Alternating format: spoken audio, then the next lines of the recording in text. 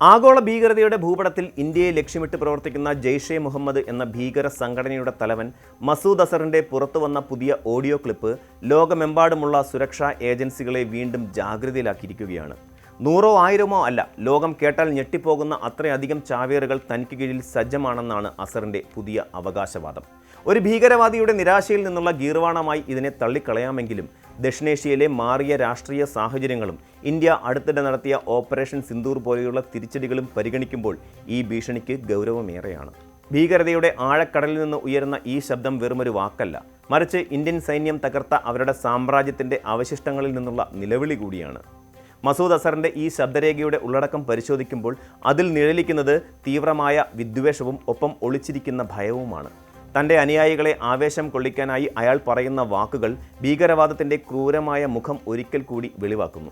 തനിക്ക് കീഴിലുള്ള ചാവേറുകൾ കേവലം കൂലിപ്പടയാളികൾ അല്ലെന്നും അവർ വലിയ ആത്മവീര്യമുള്ളവരാണെന്നും അയാൾ ആവർത്തിക്കുന്നുണ്ട്. എന്നാൽ ഈ ശബ്ദരേഖയുടെ ആധികാരികതയോ ഇത് ഏത് സമയത്ത് റെക്കോർഡ് ചെയ്തതാണെന്നോ ഇനിയും ഔദ്യോഗികമായി സ്ഥിരീകരിക്കപ്പെട്ടിട്ടില്ല. എന്നിരുന്നാലും ഭീകരവാദത്തിൻ്റെ ചരിത്രത്തിൽ മസൂദ് അസർ എന്ന പേരുണ്ടാക്കിയ മുറിവുകൾ ചെറുതല്ല എന്നതുകൊണ്ട് തന്നെ ഏത് ചെറിയ നീക്കവും അതീവ ഗൗരവത്തോടെയാണ് ഇന്ത്യ കാണുന്നത്. ഇന്ത്യൻ സായുധ സേന നടത്തിയ ഓപ്പറേഷൻ സിന്ദൂർ എന്ന നിർണായക സൈനിക നീക്കത്തിന് തൊട്ട് പിന്നാലെയാണ് ഈ ഭീഷണി പുറത്തു വന്നിരിക്കുന്നത് എന്നത് ശ്രദ്ധേയമാണ്. പഹൽഗാമിൽ 26 നിരപരാധികളെ വെടിവെച്ച് കൊന്ന ഭീകരരുടെ ക്രൂരതയ്ക്ക് പ്രതികാരമായാണ് ഇന്ത്യ ഈ ഓപ്പറേഷൻ നടത്തിയത്. പാകിസ്ഥാനിലെയും പാകിസ്ഥാൻ അധീന കാശ്മീരിലെയും ഭീകര താവളങ്ങൾ തകർത്തെറിയുക എന്നതായിരുന്നു ഇതിൻ്റെ ലക്ഷ്യം. ബഹാവൽപൂർ, കോട്ട്ലി, മുരുദ്കെ തുടങ്ങിയ 9ഓളം കേന്ദ്രങ്ങളിലാണ് ഇന്ത്യൻ സേന മിന്നലാക്രമണം നടത്തിയത്. ഇതിൽ ജെയ്ഷെ മുഹമ്മദിൻ്റെ ആസ്ഥാനമായ ബഹാവൽപൂരിലെ ജാമിയ മസ്ജിദ്, സുബ്ഹാൻ അള്ളാ ക്യാമ്പും തകർക്കപ്പെട്ടവയാണെന്നാണ് റിപ്പോർട്ടുകൾ. ഈ ആക്രമണത്തിൽ മസൂദ് അസറിൻ്റെ കുടുംബാംഗങ്ങളും കൊല്ലപ്പെട്ടതായി പുറത്തുവരുന്ന വാർത്തകളാണ് അയാളെ ഇത്രമേൽ പ്രകോപിതനാക്കിയിരിക്കുന്നത്. ഭീകരവാദത്തിനെതിരെയുള്ള പോരാട്ടത്തിൽ ഇന്ത്യയുടെ നയതന്ത്ര സൈനിക വിജയങ്ങളുടെ ഒരു വലിയ അടയാളമാണ് ഓപ്പറേഷൻ സിന്ദൂർ. ഭീകരവാദം സ്പോൺസർ ചെയ്യുന്ന അയൽരാജ്യത്തിൻ്റെ തന്ത്രങ്ങൾക്ക് അതേ നാണയത്തിൽ മറുപടി നൽകാൻ ഇന്ത്യക്ക് സാധിക്കുമെന്ന് ഈ നീക്കം തെളിയിച്ചു. ബഹാവൽപൂർ പോലെയുള്ള സ്ഥലങ്ങളിൽ കയറി ഭീകരരുടെ താവളങ്ങൾ തകർക്കുന്നത് വഴി അവർക്ക് ലഭിച്ചിരുന്ന സുരക്ഷിത താവളങ്ങൾ ഇനിയില്ലെന്ന കൃത്യമായ സന്ദേശമാണ് ഇന്ത്യ നൽകിയത്.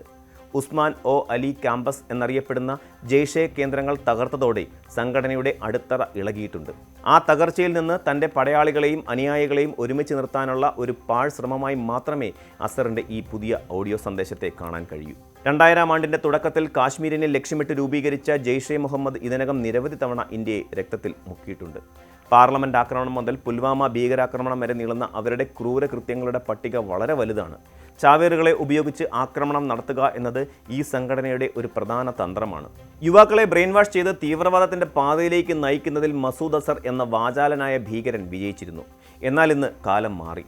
ആഗോളതലത്തിൽ ഭീകരവാദത്തിനുള്ള സാമ്പത്തിക സഹായം തടയുന്നതിനുള്ള സംവിധാനങ്ങൾ ശക്തമായതും ഇന്ത്യയുടെ അതിർത്തി രക്ഷാസേനകൾ അത്യാധുനിക സാങ്കേതികവിദ്യ ഉപയോഗിക്കുന്നതും ഇത്തരം ഭീഷണികളുടെ പ്രായോഗികതയെ ചോദ്യം ചെയ്യുന്നു.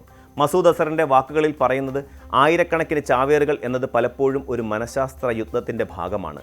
സൈന്യത്തിൻ്റെ ആത്മവീര്യം തകർക്കാനും പൊതുജനങ്ങളിൽ ഭീതി വിതയ്ക്കാനും ഇത്തരം തന്ത്രങ്ങൾ ഭീകരർ എന്നും ഉപയോഗിക്കാറുണ്ട്.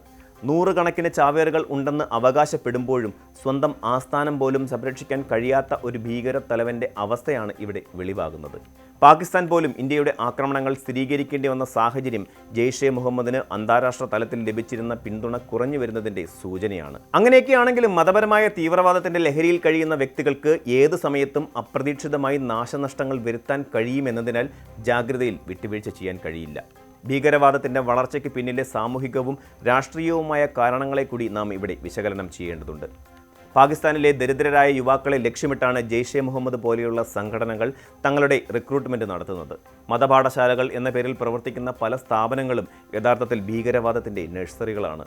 അവിടെ നൽകപ്പെടുന്ന വിദ്വേഷ പ്രസംഗങ്ങളാണ് മസൂദ് അസർ പറയുന്ന പ്രചോദനം. എന്നാൽ ഓപ്പറേഷൻ സിന്ദൂർ പോലെയുള്ള ശക്തമായ തിരിച്ചടികൾ ഇത്തരം റിക്രൂട്ട്മെൻറ്റുകളെ സാരമായി ബാധിച്ചിട്ടുണ്ട്.